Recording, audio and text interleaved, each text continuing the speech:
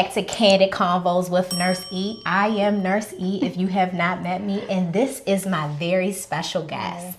And I say every episode that my guest is special because they are special to me, you guys. They have made such a lasting impact in my life, and that is why I have them here on the show to make a lasting impact in your life. And so today I have my special guest, DaChea. Hi.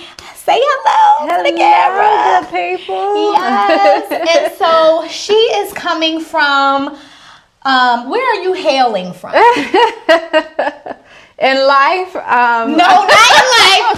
Just like, did you come from Virginia? I am coming from, as they call God's elbow, which is Waldorf. So, a little ways away, but worth the ride. Yes, we're so happy to have you here. Thank we appreciate you thank coming all the way from Waldorf, Maryland to Baltimore, Maryland to come and sit and have a conversation. Yes. Thank you. And so I just want to brag on a little bit about how I know DaChea. I actually have met her through a longtime college friend that I love, and I was just with her this past weekend. We were at the house. They had a little Friendsmas. Cute. So it was super, super cute. And so that's how we met. And she became my off the market realtor. Yep. So I'm like, I want to get this and I want to do this. And she's like, okay, Ebony, I'm going to help you out. You don't know what you're doing, but I can help you. I got you, girl. I got you. And so, she would take me out to see homes, and just that really inspired me to move in the direction that I wanted to move into as far as being a homeowner. Correct. Because before I wasn't really concerned about being a homeowner. But you just being patient with me and just showing me homes and allowing me to just pick your brain is how this dynamic manifested. Yep. And so I know her as a phenomenal mom. Thank you. A phenomenal mom. Thank you. To 3 lovely children. Yes. A absolutely godsend sister. Thank you. To her brother. Yes. I know you as a powerful realtor. Thank you. And I just know, those are all of your accolades that I know. But how would you introduce yourself to the viewers, to the audience? I think that's about right. I am truly, my first love is motherhood. And so I tell people I am a woman who happens to be a mom. Yes. Which means that I'm a woman first. And so that would be how I introduce myself, is that I am a woman who absolutely loves being a mommy. Wow. I do. Those are my babies. Inspiring. Thank so inspiring, because you do have women who love being a mom, just in general. Right. And then you have women who have ended up becoming a mom and have had to learn how to love it. There's no book with it. there's no manual. You just, oh Lord, I'm like, oh Lord, please don't let me be messing up these kids. Oh my gosh. But the fortunate thing is that he'll pick up the pieces. Absolutely. He'll pick up the pieces. Absolutely. And I hope that brings comfort to moms, because it's like we put this weight on us that we got to do everything right. We can't make any mistakes, and it's all or nothing. But it's like we have someone who has our back. Yes, and that you are a woman first. You are a woman first. You are your passion first, and you have to be able to pour into that in order to be able to pour into your babies. That's it. So I think the guilt is something that we have to put to rest, because you can do both. Right. Maybe not at the same time. Right. But you can do both. And I think even just outside of motherhood, you just stating that is a very big point, because I want to do 10 things at one time. And it's like, no, Ebony, you have to do one thing. People pride themselves on being multitaskers. Correct. And I don't think that multitasking is as good as we thought it was. It's exhausting. Yeah. It's exhausting. You can have everything. I am just a believer that you cannot have it all at one time. Yeah. One, because every season will allow for something different, right? Come on now, y'all. Did she not just make a point? So if I get everything everything I want in this season, it may not be as sweet in my next season when I've evolved a bit, when I've grown a bit, when I've put some things down. And so I do believe that you can have everything, just not in one season. Yes, I think that's that's a major takeaway, y'all. A major takeaway. Like, I needed to hear that. You can, just not at all one time. You can. And I also think too, like, if you have several things that you do want to do, it's like you have to choose one and be committed to that. These things I'm going to have to sit to the side for a little while, but I gotta get this done. And once this is done, then I can move on to the next thing. Yes. What's the saying? Like, master of many makes you master of none, or something like that. Like, you do want to make sure you are prioritizing goals, tasks, whatever it might be, in a way that is palatable. You're not biting off everything, a little bit of everything at one time. That's it. Because it'll fall through the cracks. It will. You won't give 100%. You can't give 100% to 5 and 10 different things all at the same time. No. You just can't. I think I am a true testament of having to check my own self to say seasons in my life where I'm like, okay, career is at an all-time high, children's demand is at an all-time high, my self-care, everything feels like it's at level 10. And I'm exhausted.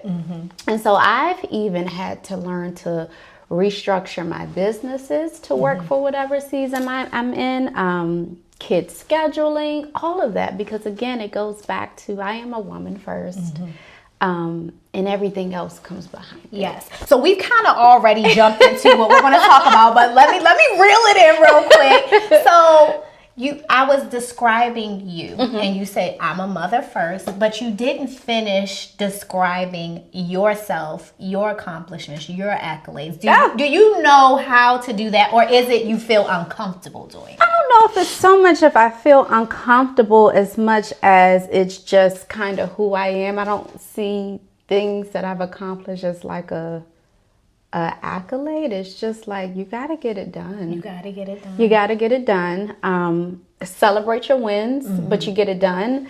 So if I had to like describe, or I would say that I am like a perseverant powerhouse.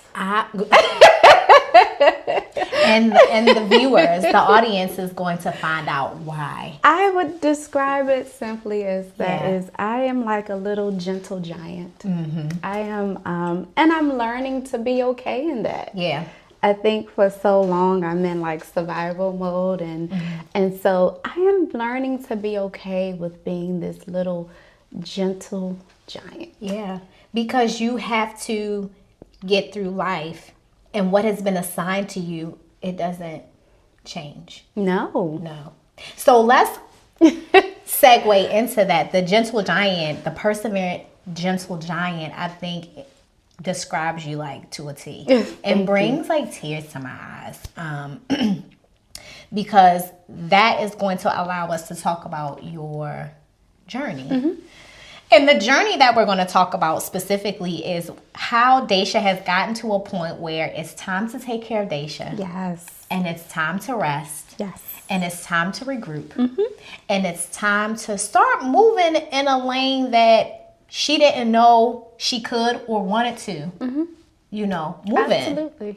And so let's start with little DaChea. Oh gosh. Little DaChea.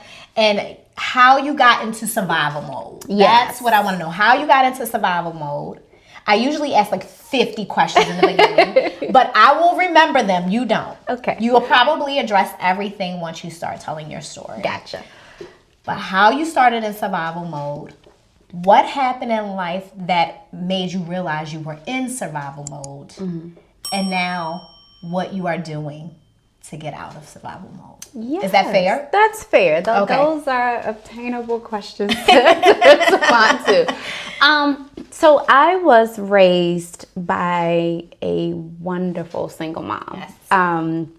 All credit goes to her. Yeah. I make sure that I am very clear that my mom was everything. Yes. And so survival mode came probably by being raised in a single family household. Yeah.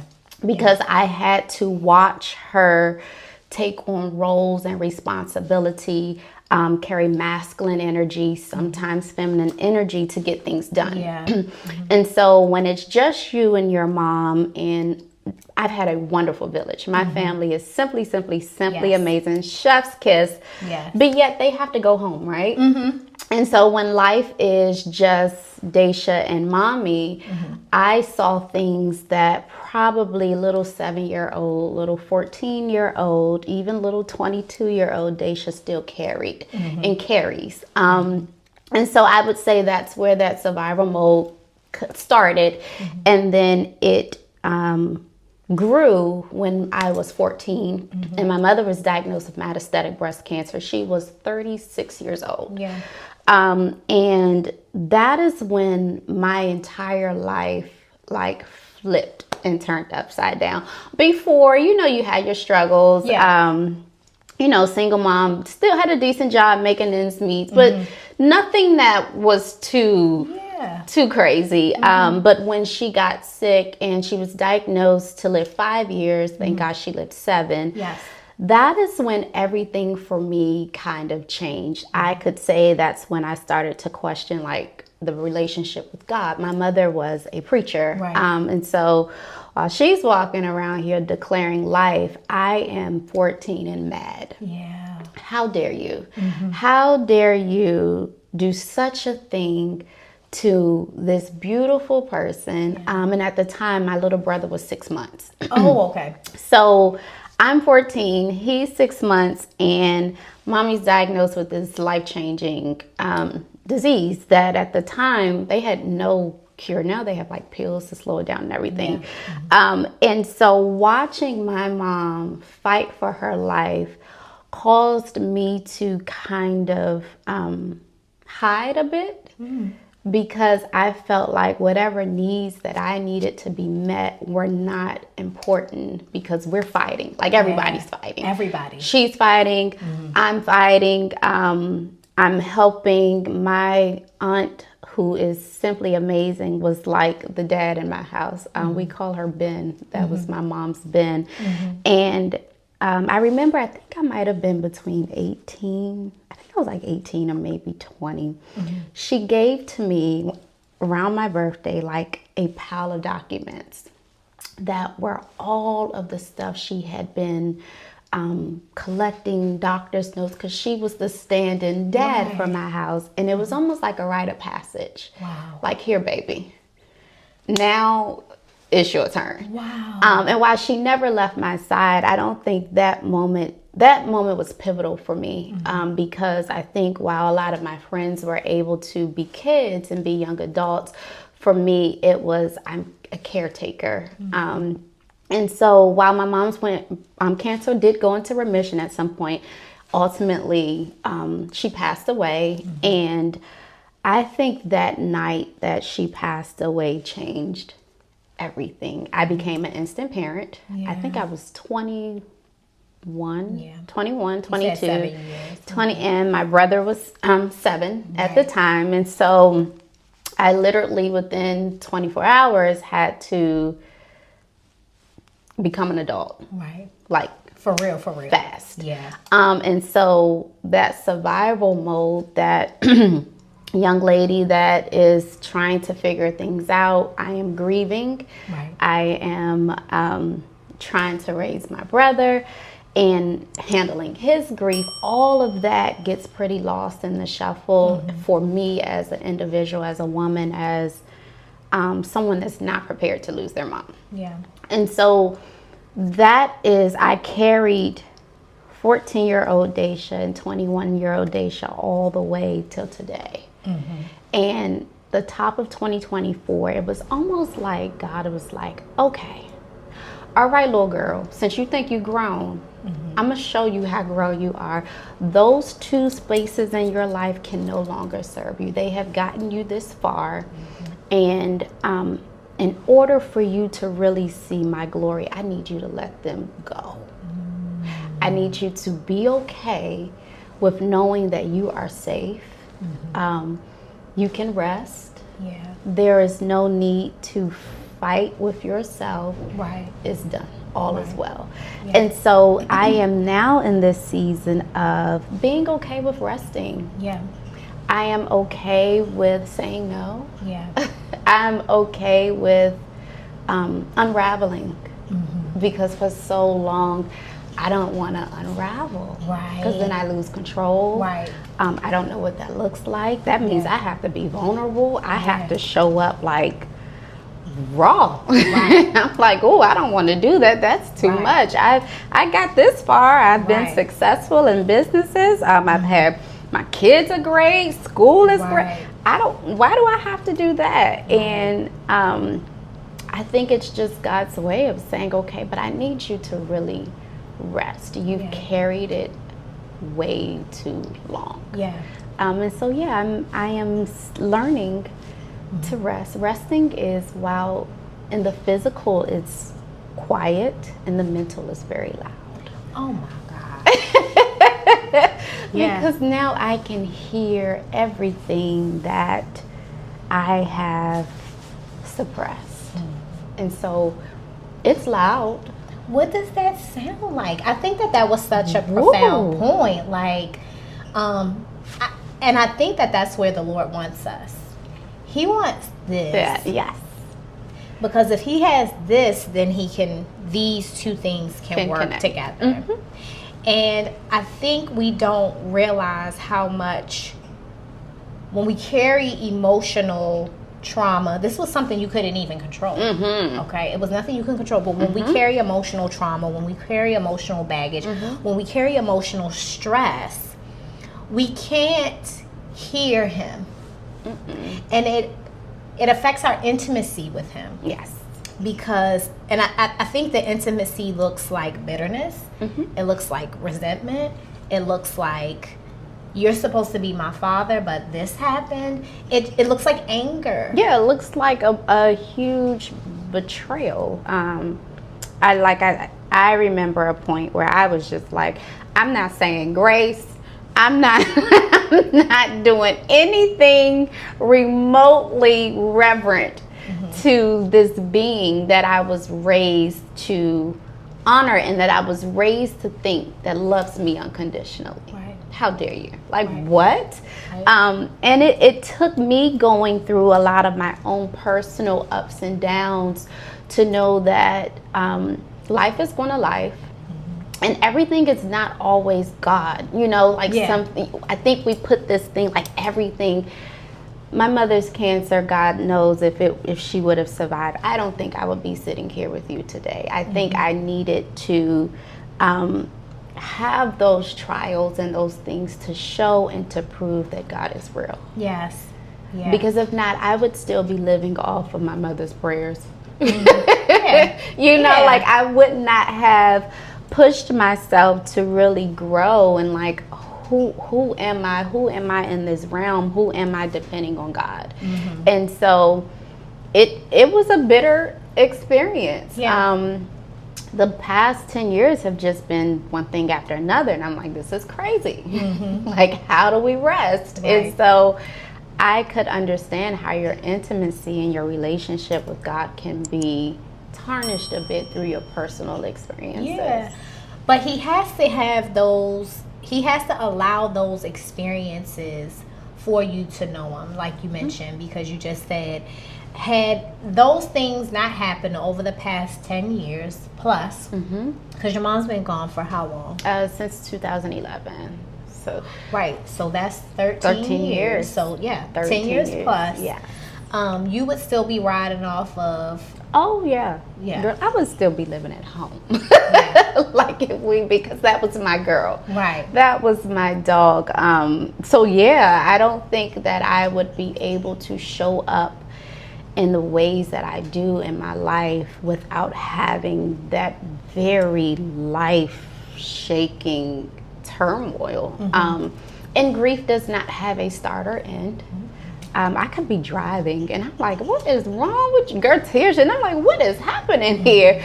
And so there's no timeline on what I'll probably always yearn for her direction more than anything. That's what it is. It's not even so much the physical presence as it is I am evolving as a woman. Right. And I don't have the captain of the ship here. Like you were the captain, and I'm just here floating. Right. And so I don't have the anchor here. And so I think sometimes that is where I get a little frustrated, because they're just like simple things where I'm like, hey, Ma, where do you used to get the carpet clean at? Like just Right. little everyday things that I have to now figure out on my own, but it's really okay. Yeah, it really is okay. Yeah. And you're not alone. The Spirit of God is with you. Absolutely. You understand what I'm saying? Absolutely. And I don't think that when we don't have these situations happen, he can't show up the way that he needs to show up because of that. And he doesn't just like, oh, come down. Right, You understand what right. No, I'm it's saying? not But like that. he shows up through people. Yes.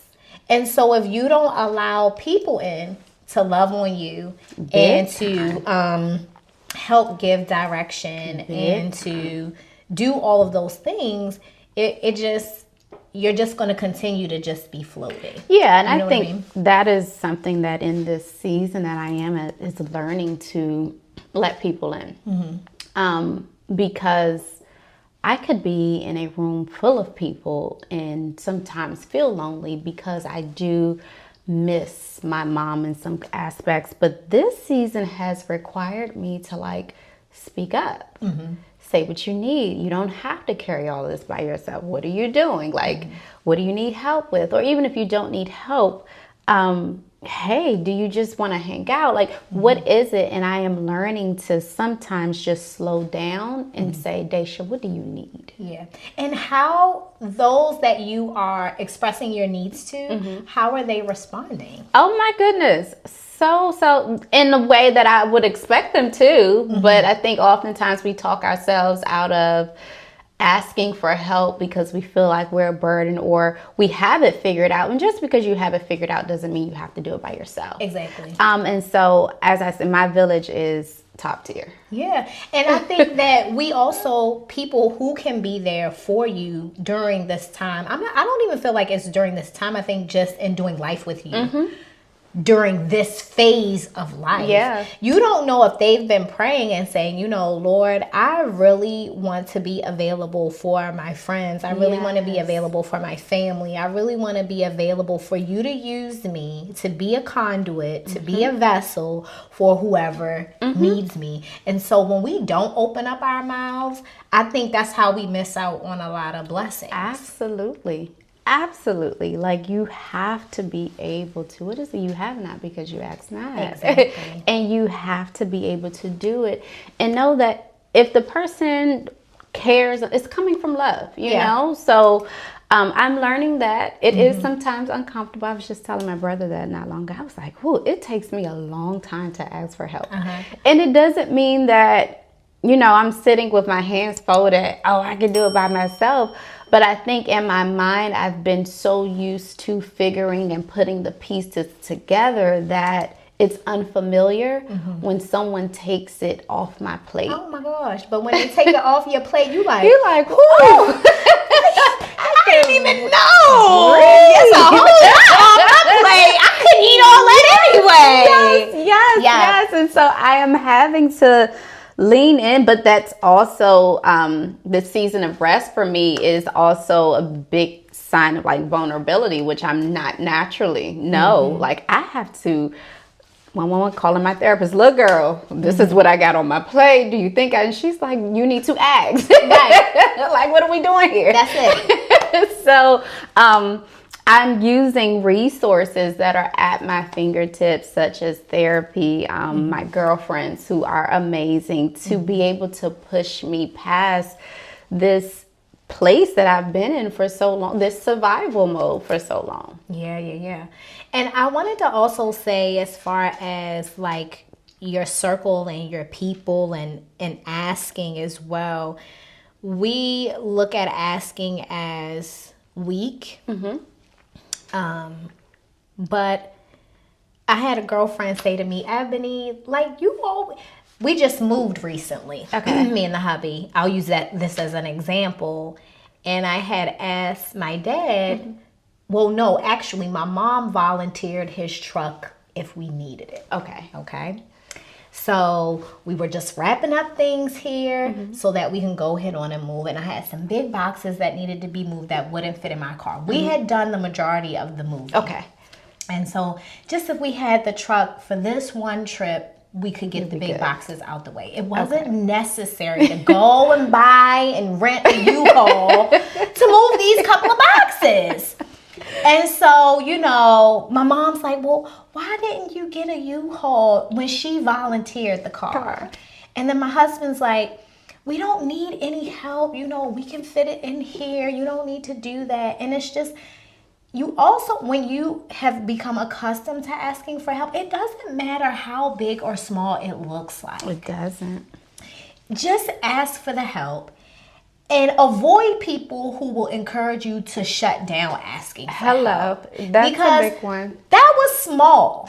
But it's just like, these people never ask for help. And I am an avid asker for help. And I believe that it came from being in nursing school. You could not do school by yourself. And I believe that that's where I learned to ask for help. I love that. I do. We were in school. We had to have a 77. We needed people to study with. Yeah. We needed people to go to lab with. We needed people to check off clinicals. And then you go into nursing. So it's like partnership through the whole thing. You go into nursing. You have an aide that helps you. You know, the nutrition department is helping you. I'm never like, and so if I don't delegate what I need help with, then I, as the provider, can't get anything done. Yeah. And that's the same thing just in life. I love the analogy of that, though. I've never even correlated the two together, but it's so true. Well, not nursing, of course. You know what I'm but saying? Even still in being a business owner, that you cannot do everything on your own if you want the business to grow. Did you have an administrative? I did. Okay. I've had a transaction coordinator that handles my stuff. At one point, I had a full assistant because I realized that I could not grow my business and be in the business. Like, either you're the business owner or is the business running you. It was one of those things. And so while I can do it easily in business, I struggle big time in my personal life. That's how it always is. That's how it always is. I mean, big time. And so it's just interesting to see that asking for help, laying the weight down, is not as bad as we think it is. It is not. It's not bad. And it's also too, if the people that are around you are helping you, then they have the same mindset as well. And they're not looking at you as a burden, you know, or incapable. Correct. They're not looking at you any kind of way. Any kind of way. They just want to get it done. You want to get it done, so they want to get it done. And it's so crazy because I am the one that's like, what do you need? How are we going to get it? Let's make it happen. But yet when it is my turn, it's like, mom's the word. Right. And crickets. But I'm proud of myself. I am so proud of myself because I have come a long way. Still baby steps. Yeah. Because I am, my brother told me the other day, he's like, you are like hyper independent. It's crazy. I was moving a sofa in the house. He's sitting at the dining room table eating. And he was like, why would you do that? And he kind of snapped at me. Yeah. And he was like, what are you doing that for? And I was like, I'm just used to getting it done. And he was like, but I'm sitting right here. Yeah. And so I had to stop myself and say, but he's right. Yeah. He's sitting right here. Yeah. You have no reason to move, to be doing all you're doing. But it is just literally, it is my nature. It was my mom's nature. And so now that I have a daughter, I'm more intentional about how I care for myself mentally, emotionally, and physically because I want her to see a woman that is thriving and not just living to get through. Okay, so we talked about how survival mode started for you. And now you're saying that your daughter, she is what helped with breaking the survival cycle. Yeah. So I think I have 3 children, and I think every time I've had a child, something in me shifted every time. This little girl disrupted everything. Every single thing. Yeah, I look at her and I'm like, oh yeah, I have to change the game. It stops here. Yeah. I have to be the one to show her that it is okay to be soft. It is okay to rest. Even teaching my boys that. Like, they know when it gets a little crazy, all right, everybody take a break, deep breaths, in and out. Let's recalibrate. Let's start all over again. Yeah. They are very aware of boundaries and self-care. They're 9 and 6, but they will tell you in a minute, like, you're in my space. I need a moment. Yes. And I love that because I was not taught to take care of ourselves as women. You work to the bone, you retire, and then that's it. That's really it. Yeah. And I just don't want that storyline for myself or my kids. And my daughter, having her just change the game in a major way. Yeah. Like, God no will more do that. Major way. Yeah, he will do that. He'll put things in your life that will change. But it's all to point you back to him. Yes. And the fact that I think that the way that we do relationships down here is a direct correlation of how our relationship is with Absolutely. him. So if you're not asking for help from me, you Yes. know what I mean? You're not asking him for help. No, you're not, until it's too late and everything is on fire. And he'll come with the extinguisher and he'll put it out. But that lesson is going to cost you more because you did not ask the first time. And so I'm learning that you have to keep that line open. You have to keep the line open with your village. You have to keep the line open to whatever source you believe in, because that's what keeps you grounded. That's what keeps you helps you weed out what is necessary and what is not. And yeah, I'm loving this restful place. Like I said, while physically it is quiet, mentally it is a lot to unpack. Because I am having to really re-love and re-nurture 14-year-old DaChea. Because I didn't realize how much she shows up in so many areas of my life. So many areas. So I'm enjoying it. It's very exhausting at times. I tell my therapist, I'm like, girl, I'm tired. Right. And she's you like, catching up. You catching up. That's exactly what she said. She's like, you're catching up on things that you have delayed. And that is truly, truly And at those times where you should have been getting rest, of course, we can't control life. You know what I mean? So one thing that I want to make sure is, when we discuss our stories and when we discuss our journeys, it's hindsight, you guys. Yes. You know what I mean? And we also have to think about, if those that came before us didn't experience these things to teach us, we can't hold them accountable for that. No, I do not fault my mom at any point, because she did probably what she was taught, and then to pass away before you could really, really nurture me. And I mean, when she passed away, I feel like we were at the height of our relationship. I mean, we were good girlfriends by that time. Between 16 and 18, it was like, I don't like you. She didn't like me. And I was like, I love you, but I don't know if I like you. Right. But by the time I really becoming in my womanhood and everything, she and I talked about everything. Yeah. And to have that cut short and you're left to navigate a lot of it by yourself, that is what causes the restlessness. Because you second guess. I found myself like second guessing things, taking longer to make decisions. And so now that I'm learning to find my voice and understand what my desires are, I don't fault her for, she had to do what she had to do. Yeah. And I think too, when you get to a space where it's like, okay, the way me surviving is no longer serving me, I don't think that we look at it as a good thing, DaChea.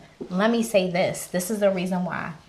You have accomplished so much, and you're about the same age as your mom. Mm-hmm. Yes, I am.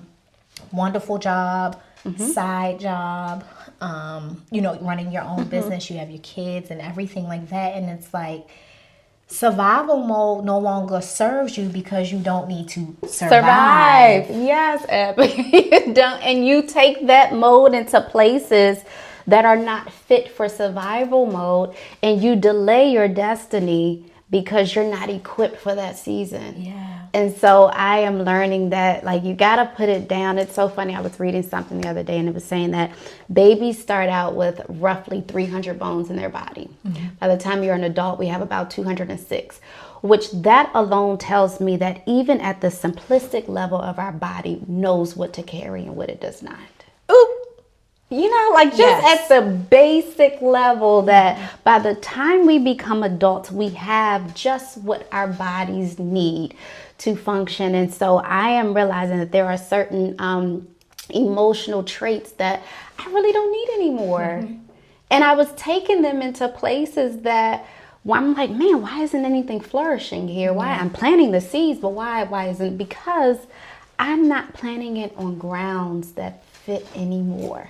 It's not fertile. No. The ground is dried up. Yes. The ground is dried up. It's such a blessing. It's an eye-opening moment to know that I can lay down survival mode. And I pray that every man and woman gets a chance to really do that. To really, really just surrender. And look at what survival mode looks like in your life. You understand what I'm saying? Right? I've had some, this is not my episode. This is hers. And I'll talk about this more before the end of the year, but just personal things that I've had go on. Sometimes they force you, and you don't want to be forced. You want to recognize, hey, this isn't looking right. Yeah. Or this isn't feeling right. Yeah. Or this is no longer serving me. Or I need more support in this area. You don't want something life-changing to happen in your life for you to get like, oh, I need I can't function. I can't function. And I felt like that for many of years in grieving my mom, feeling like, man, I can't breathe. And I think I had said that to one of my girlfriends one time. I'm like, I cannot breathe.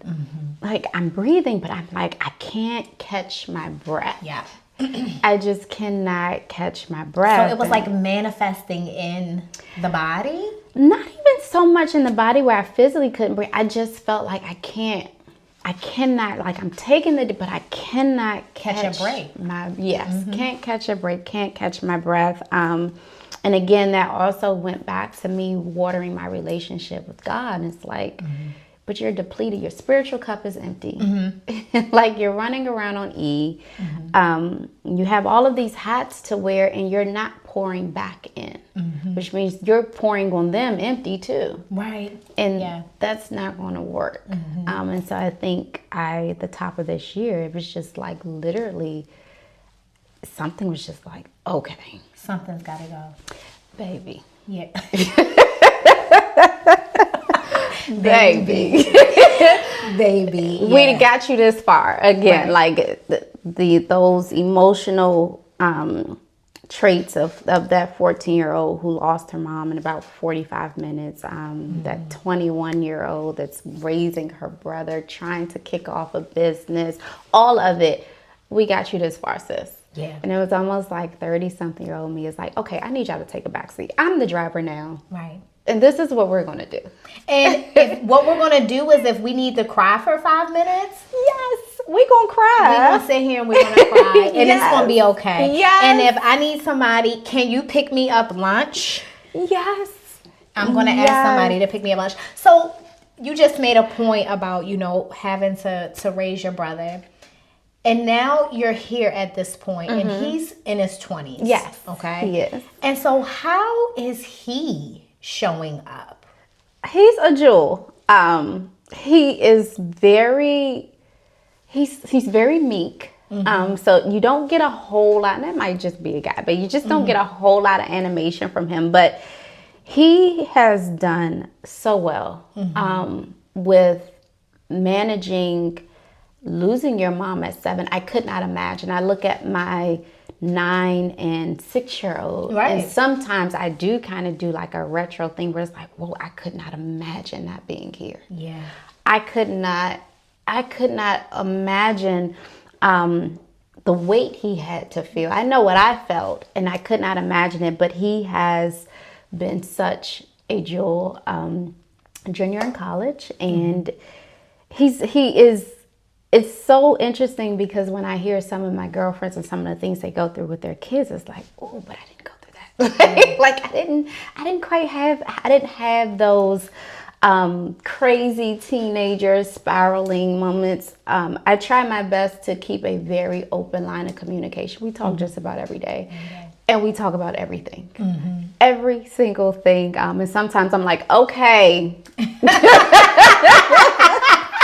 All right. Enough. Okay now. Like, I'm not mommy, but Lord, okay. And that's the gentle giant. Girl, I'm like, okay.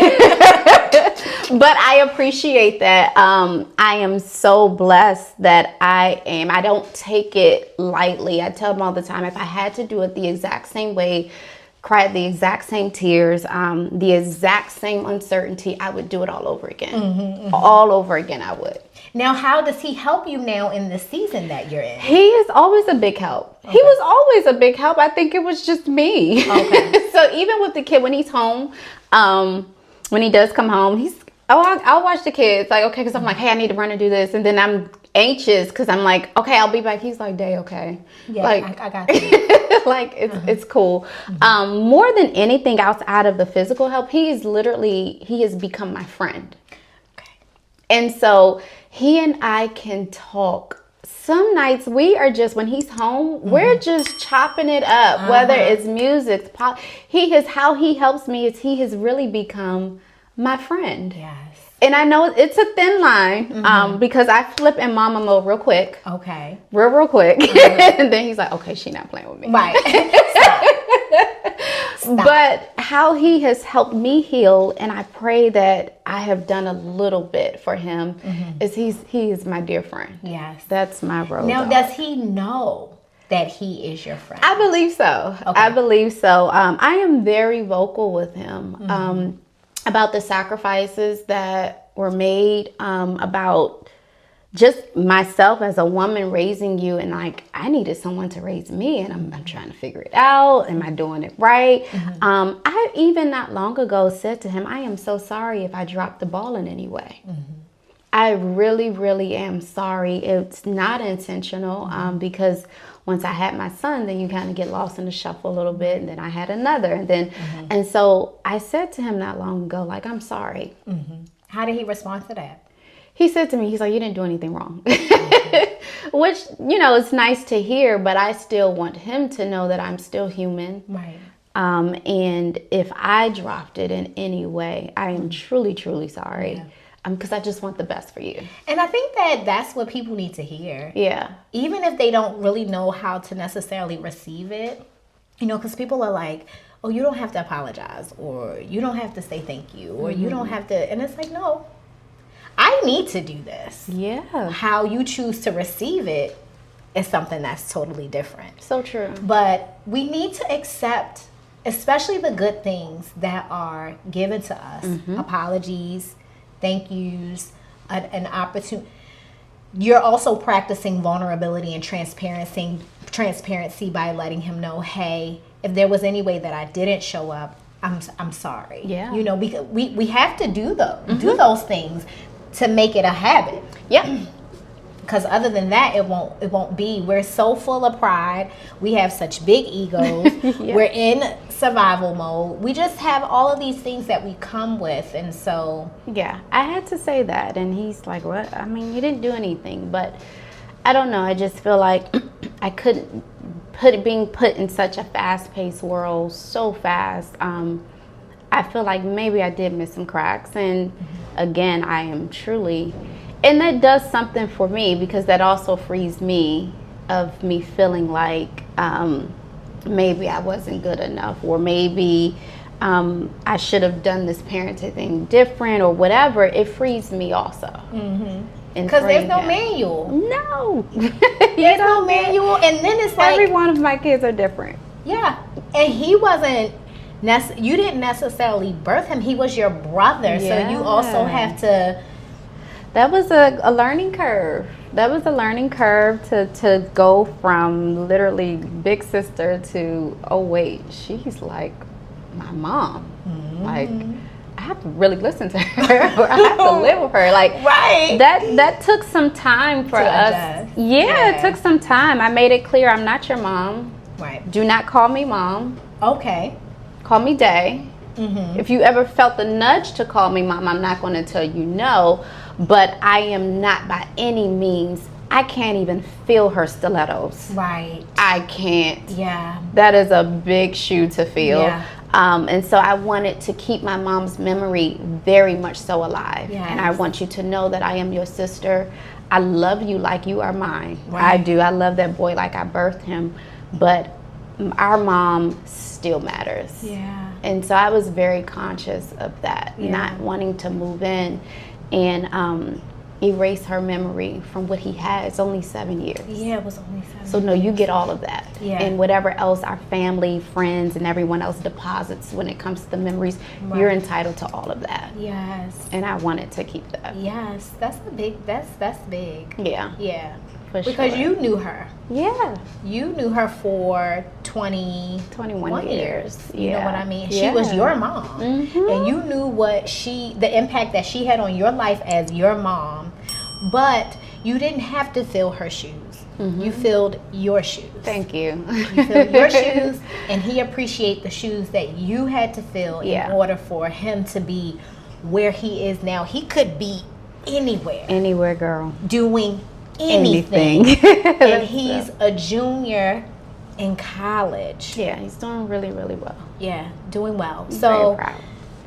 you did something right. Thank you. And I think that, when you have an opportunity, if you haven't, I'm not a therapist, but I am a healthcare provider. And one thing about nurses, we look at the whole person. Yeah. We don't just look at what your complaint is that you came in with. Gotcha. But if you haven't done it and your therapist hasn't recommended it, I think you need to sit down. It's going to be hard, but I know that you can do it.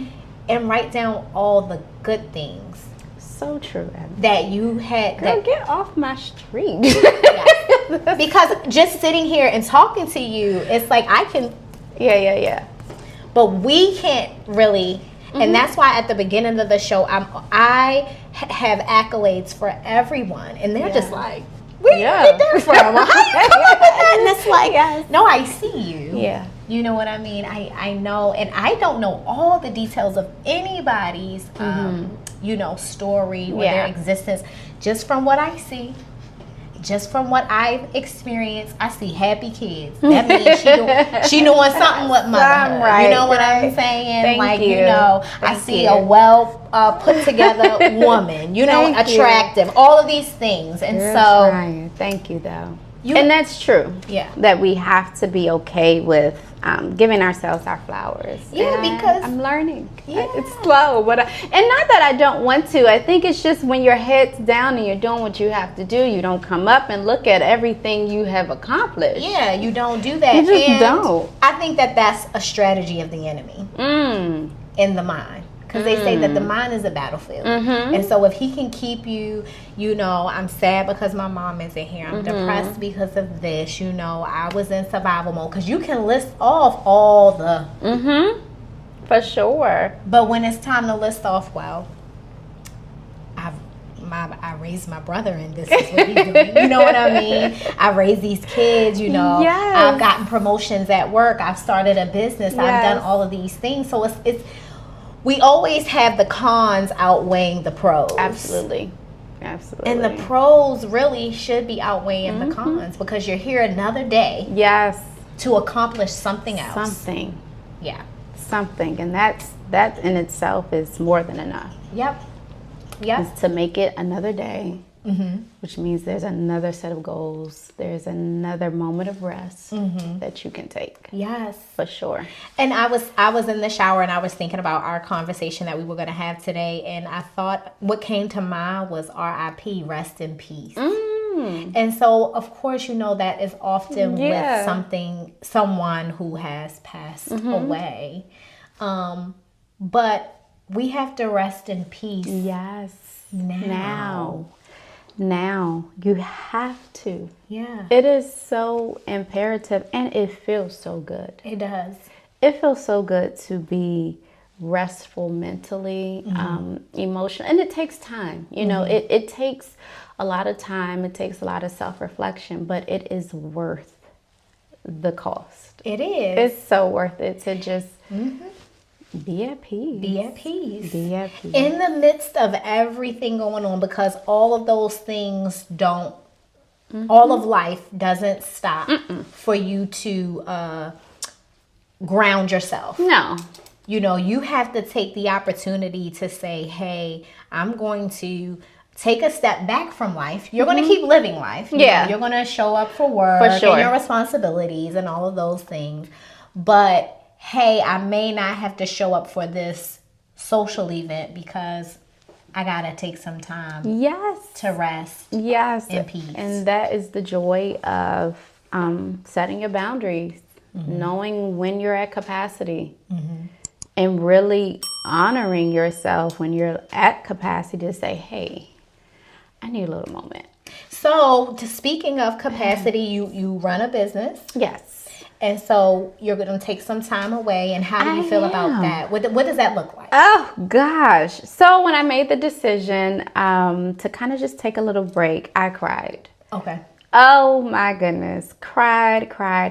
Because I am a person that I'm going to keep doing until you have to push me off the bus. You got to say, okay. Tires are flat, you're on the rim, get out the car, girl. Right. Because I'm like, I'm making it to this gas station. But that's just the type of person I am. And so I had spoke with my broker, and I said to her, I need to reset. I've been in real estate for about 9.5 years straight. No breaks. I've adjusted to the different economies. I have adjusted to COVID, all of that. I need a break. I need to step back and reintroduce DaChea to DaChea. Right. And I mean, I am a crying mess. I'm like, I failed. And she's like, what? So you're crying in front of the broker. I'm talking to my cousin had called me for something, and my voice is crushed. She's like, what is wrong with you? Right. And I'm like, I'm going to take a break. And she's like, okay, take the break. But I felt immediate failure. I felt like I just failed. Yeah. How in the world did you get all the way to here just to stop? I would say, Eb, it took me about 4 days for me to be at peace. Yeah. And find rest in my decision to say, take a break. Right. But the broker was like, it's okay. Oh, yeah. She's like, first of all, I know you. Right. You might not even take the full break you're saying you're going to take. Right. Like, she's like, I know you. You're going to clear your head, come back, and you're going to be right in it. Right. Which is probably true. But I've always found a way to work through things and never put something down. And you just keep working at it. You keep, and it's like, no, put it down. Put it down. Put it down. Yes. Put it down. It is okay. And so I am excited about this chapter because it's birthing some other great things that are coming. And it's necessary. Yeah. I think it is so necessary. Yeah. Because for so long I have been, and she said that to me, she's like, DaChea, you are always pulled in like 10 million directions. And this one is one thing that you can control. Yeah. Let's pause it for a little bit. Yeah. And it took me a minute. Yeah. It did. I tussled with it for a long time, and then I finally made the decision. And to know that I have an amazing broker at Realty One Group Performance, Sharnice. She's amazing. And she just was like, yeah, take the break. And you've been with that company for 9 years. I've been in real estate 9 years. I've been at this brokerage, I want to say about 4 years. Okay. So just about half the time. Yeah. Love it, love it, love it. But sometimes you need that as women. We feel like we have to do everything, and it goes back to our conversation. You can have everything, but maybe not all in the same season. Not all in the same season. Maybe not. If I don't take nothing else from this, conversation is, Ebony, you can have everything. Yes. And I'm learning to, if this is what you want in this season, then you have to commit your time to this. Because it's always been got 2 jobs, going to school, doing this, doing that. And it's just like, that just doesn't work anymore. Yeah, you're exhausted. And so, and when I look and check the box, when I am in a reflective moment, it's like, oh no, but you really did have just about everything that you desired in different seasons. Wow. And that is okay. And so now I'm rewriting my list. Right. So that when new seasons come, they can align with where they need to be. Exactly. I'm excited for you. Thank I know you. that it's difficult just because it's the norm. Yeah. I think that's the biggest thing. It's the norm. I think it's our identity. Part of our identity is wrapped up into the things that we do. Yes. But I think during this time away, you're going to identify who you are outside of your jobs, outside of your business, outside of being a mom. And I agree with her. I don't think it's going to take long. No. But I do think that you're going to enjoy this time. I am. I think that it's teaching me.